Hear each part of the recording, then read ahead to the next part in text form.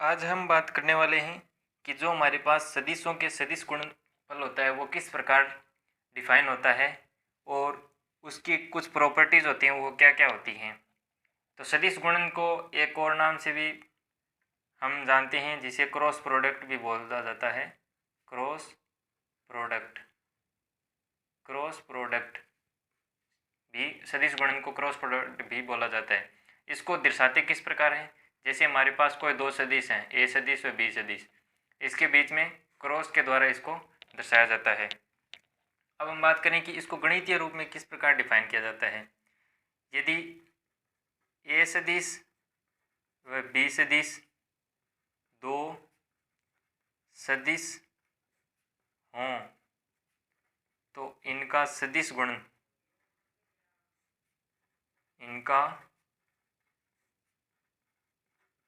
सदिश गुणन को किस प्रकार डिफाइन करेंगे। ए सदिश क्रॉस बी सदिश इक्वल में आएगा ए सदिश का परिणाम बी सदिश का परिणाम और साइन थीटा।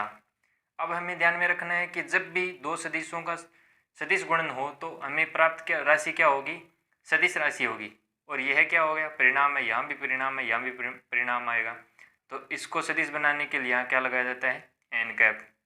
एन कैप क्या है, इसको जहाँ एन कैप क्या है, ए सदिश व बी सदिश के तल के लंबवत सदिश है, लंबवत इकाई सदिश है, लंबवत इकाई सदिश।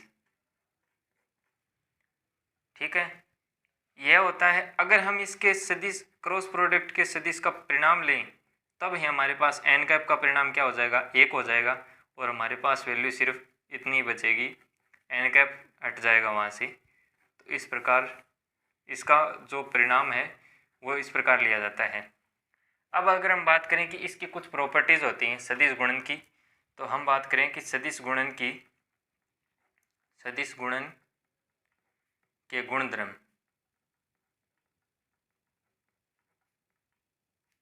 सर्वप्रथम बात करें कि इसके अंदर क्रम विनिमयता लागू होती है या नहीं। क्रम विनिमयता, तो इसके अंदर कभी भी क्रम विनिमयता नियम का पालन नहीं होता है। क्रम विनिमयता नियम का पालन नहीं होता है, क्यों? क्योंकि इसकी डायरेक्शन चेंज हो जाएगी। जैसे ही क्रॉस प्रोडक्ट विपरीत होगा तब क्या हो जाएगी, डायरेक्शन विपरीत हो जाएगी। तो क्रॉस प्रोडक्ट के अंदर कभी भी क्रम विनिमय नियम की पालना नहीं होती। फिर अगर हम बात करें इसके अंदर कि इसके जो ए सदिश क्रॉस, यदि ए सदिश क्रॉस बी सदिश इक्वल शून्य सदिश प्राप्त हो जाए और क्या हो हमारे पास थीटा इक्वल 0 हो, यदि थीटा इक्वल 0 हो तो ए सदिश और बी सदिश क्या होंगे, आपस में समांतर सदिश होंगे। तो ए सदिश व बी सदिश परस्पर समांतर सदिश होंगे, समांतर सदिश होंगे। कहने का मतलब ए सदिश क्रॉस बी सदिश अगर 0 के इक्वल आ जाता है तो उस कंडीशन में ए सदिश और बी सदिश क्या होंगे, समांतर सदिश होंगे। और यदि इनके बीच में कोण क्या हो, थीटा इक्वल 0 हो, तो ये हमारे पास आ जाएगी समांतर सदिशों की जो शर्त है वो आ जाएगी। अब अगर हम बात करें कि जैसे हमारे पास कोई दो सदिश दिए गए हैं, उनका सदिश जो क्रॉस प्रोडक्ट वो किस प्रकार निकाला जाता है। जैसे ए सदिश दिया गया है A1 आई कैप प्लस A2 जे कैप प्लस A3 के कैप, और बी वेक्टर दिया गया है B1 आई कैप प्लस B2 जे कैप प्लस B3 के कैप दिया गया है। तो ए सदिश क्रॉस बी सदिश किस प्रकार निकालते हैं, उसको निकाला जाता है सारणिक के द्वारा। यहाँ आ जाएगा आई कैप जे कैप के कैप, A1 A2 A3, यहाँ इनके गुणांक लेने हैं B1 B2 B3। सारणी के द्वारा इस प्रकार हल करते हैं। इस सारणी को हल किस प्रकार किया जाता है, आई कैप के मल्टीप्लाई में आ जाएगा A2 B3 minus A3 B2 minus J cap के मल्टीप्लाई में आएगा A1 B3 minus A3B1 plus K cap के मल्टीप्लाई में आएगा A1B2 माइनस A2B1। इसको सारणी को इस प्रकार हल किया जाता है। ये हो जाएगा हमारे पास दो सदिशों के क्रॉस प्रोडक्ट को इस प्रकार निकाला जाता है। फिर अगर हम बात करें कि जो हमारे पास ए सदिश और बी सदिश जो या एन कैप होता है, अगर हमें पूछ लिया जाए कि ए सदिश और बी सदिश के लंबवत इकाई सदिश निकालना है तो वह किस प्रकार डिफाइन करेंगे? ए सदिश व बी सदिश के लंबवत इकाई सदिश जिसे बोला जाता है एन कैप, वो उसकी वैल्यू क्या आएगी? उसकी वैल्यू आएगी ए सदिश क्रॉस बी सदिश और नीचे आ जाएगा उसका परिणाम। क्यों? क्योंकि यह हमने क्या रखा है, इसका परिणाम होता है यह इतना, और यह एन कैप की वैल्यू निकालेंगे तो यह इसके भाग में चला जाएगा। ठीक है, तो ये हो जाएगा ए सदिश है बी सदिश के लंबवत इकाई सदिश।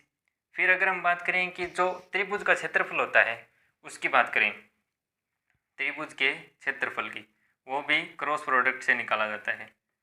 त्रिभुज का क्षेत्रफल, त्रिभुज का क्षेत्रफल होता है 1/2 AB क्रॉस AC। इसमें एक बात ध्यान में रखने यह है कि जो हमारे पास किसी बिंदु के एक ही बिंदु के द्वारा जो 10 सदिश निकलेंगे उनका क्रॉस प्रोडक्ट निकालना है। जैसे हमारे पास कोई त्रिभुज, ऐसे कोई त्रिभुज है ABC, तो एक सदिश हो गया ये, एक सदिश हो गया ये, तो एक ही बिंदु से निकलने वाले दोनों सदिशों का क्या लेना है? क्रॉस प्रोडक्ट लेना है और उसका आधा करना है। यह नहीं कि दोनों बिंदुओं से अलग अलग सदिश लेने हैं, एक ही बिंदु से दोनों सदिश लेने हैं। इस प्रकार हम त्रिभुज के क्षेत्रफल को निकाल सकते हैं। फिर आगे हम बात करें कि आगे इसकी प्रॉपर्टीज की बात करें, जो हमारे पास इकाई सदिश होते हैं उनके बीच में अगर क्रॉस प्रोडक्ट किया जाए तो उनकी वैल्यू क्या प्राप्त होगी? 6 नंबर प्रॉपर्टीज, इकाई सदिश होते हैं हमारे पास, इकाई सदिश 3 इकाई सदिश होते हैं, आई कैप, जे कैप और के कैप।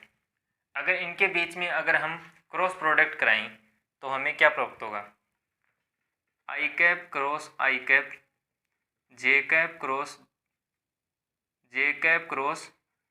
अगर जे कैप हो, के कैप क्रॉस के कैप हो, तो इनका वैल्यू हमेशा ही शून्य वेक्टर प्राप्त होगा। क्यों? क्योंकि ये दोनों आपस में क्या हो जाएंगे?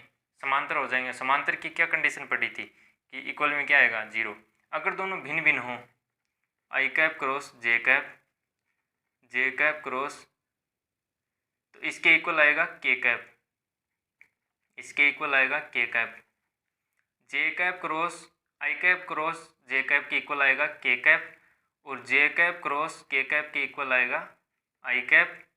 और फिर बात करें कि इसके अंदर के कैप क्रॉस आई कैप किया जाए तो इसके अंदर आएगा जे कैप।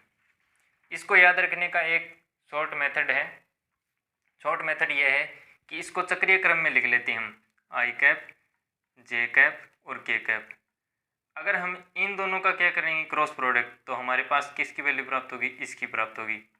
अगर हम इन दोनों का क्रॉस करेंगे, क्रम में चलना है, ऐसे क्रम में होना चाहिए क्रॉस प्रोडक्ट, तब हमें क्या होगा? अगले वाला जो है वो प्राप्त हो जाएगा।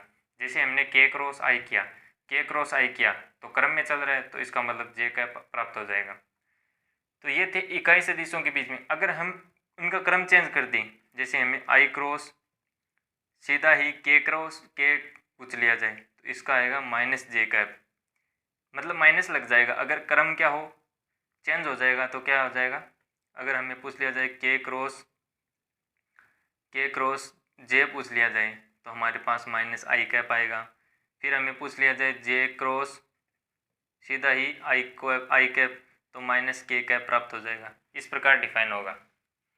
तो ये हो गया हमारे पास इसका इकाई सदिशों के बीच में अगर हम लगाएं क्रॉस प्रोडक्ट की कंडीशन। फिर अगर हम बात करें कि इनके अंतर्गत जो समांतर चतुर्भुज होता है हमारे पास, उसके समांतर चतुर्भुज का अगर हम क्या ज्ञात करें? क्षेत्रफल। तो वो किस प्रकार ज्ञात किया जाता है? तो हमारे पास समांतर चतुर्भुज का, अगर हमें समांतर चतुर्भुज का क्षेत्रफल पूछा जाए, समांतर चतुर्भुज का क्षेत्रफल, तो वह हमारे पास आता है AP क्रॉस AC, और इसका परिणाम लेना है। तो इस प्रकार हम समांतर चतुर्भुज के क्षेत्रफल को डिफाइन करते हैं। यह थी हमारे पास सदिशों का सदिश गुणन और उसके कुछ महत्वपूर्ण गुणधर्म। अगर वीडियो पसंद आई हो तो लाइक शेयर सब्सक्राइब करना ना भूलें। अगले वीडियो में मिलते हैं, तब तक के लिए जय हिंद, वंदे मातरम।